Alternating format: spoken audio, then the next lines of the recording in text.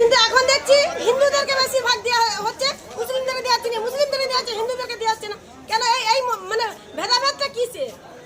আমরা তো সবই তো এক আছি। এখানে কি করতেছি? এখানে এসেছিলাম ফর্ম জমা দিতে। 3 মাস টাকা পেয়েছে, 3 মাস ওরা টাকা পেয়েছে, কিন্তু আমরা একবার আমরা এখনো টাকা পাইনি, তো আমরা জমা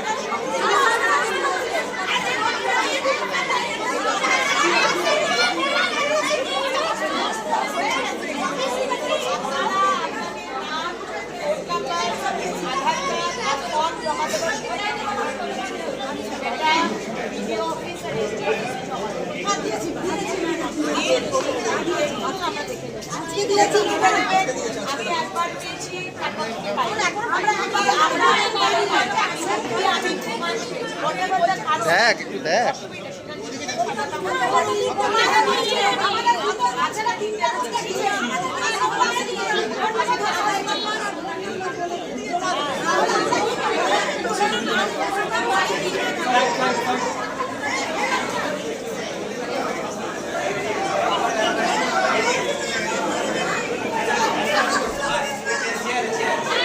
অন্নপূর্ণা ভান্ডারের জন্য আসছিলাম। হ্যাঁ 3 মাসে সবাই পয়সা পেয়ে গেছে, আমরা এক পয়সা পাইনি এখনো।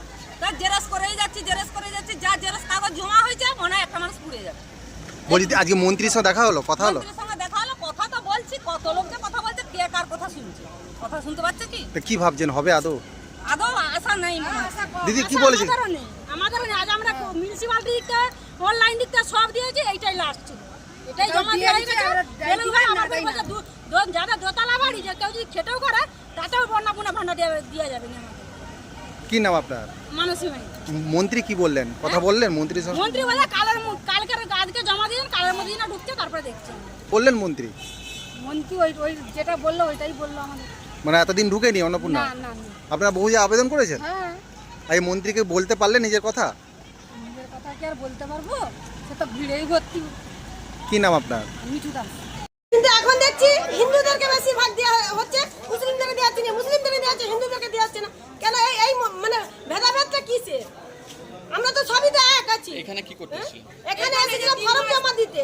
3 মাস টাকা পেয়েছে, 3 মাস ওরা টাকা পেয়েছে, কিন্তু আমরা একবার আমরা এখনো টাকা পাইনি, তো আমরা জমা দিবানি।